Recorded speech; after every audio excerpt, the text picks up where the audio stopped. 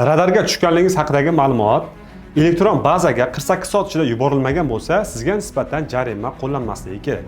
Demak, buni qanday aniqlash mumkin? Mana qo'limda jarima solish to'g'risidagi qaror mavjud.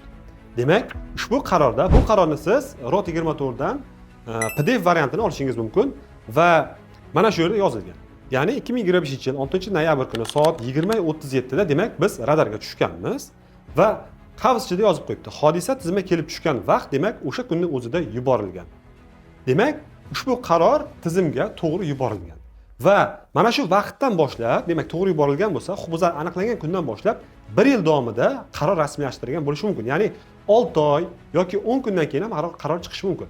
Agarda sizda mana shu qavs ichida hodisa tizimiga yuborilgan vaqti ko'rsatilmagan bo'lsa va 48 soat oshgandan keyin qaror chiqarilgan bo'lsa, demak ushbu qaror noqonuniy hisoblanadi. Agarda sizda mana shunday noqonuniy qaror bo'lsa, ushbu havola orqali saytga o'tib, mana shu qarorning PDF variantini yuklasangiz, sizga avtomatik ariza loyihasi tayyorlab beriladi va ushbu arizani sudga taqdim qilsangiz, sud belgilangan tartibda ko'rib chiqadi. Mana shunday videolarni o'tkazib yubormaslik uchun ushbu kanalga obuna bo'lib qo'yishni unutmang.